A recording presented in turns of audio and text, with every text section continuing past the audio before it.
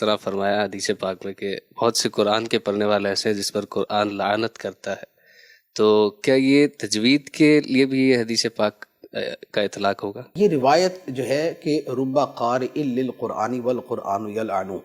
کہ بہت سے قرآن پڑھنے والے ایسے ہیں کہ وہ قرآن پڑھتے ہیں اور قرآن ان پہ لعنت کرتا ہے۔ تو یہ دونوں اعتبار سے یہ ہے، ایک تو وہ کہ ایک آدمی قرآن پڑھتا ہے اور اسی کے اندر وہ یہ بھی پڑھ رہا ہے کہ جھوٹوں پہ اللہ کی لعنت،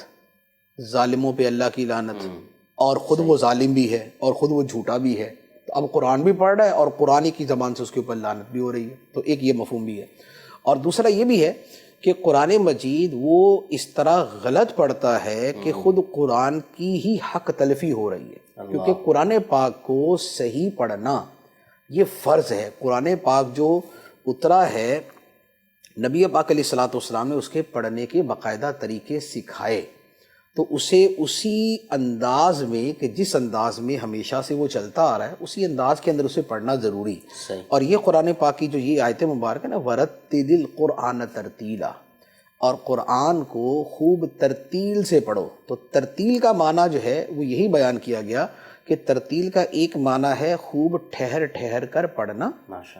اور دوسرا اسے قواعد کے مطابق پڑھنا۔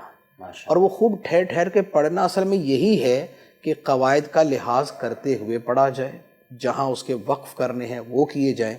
تو جو لازم اصول ہیں کہ جن کا ترک گناہ ہے، اگر ان قواعد کے ترک کے ساتھ قرآن پاک پڑھا تو پھر یہ وعید اس شخص کے بارے میں بھی آ سکتا ہے۔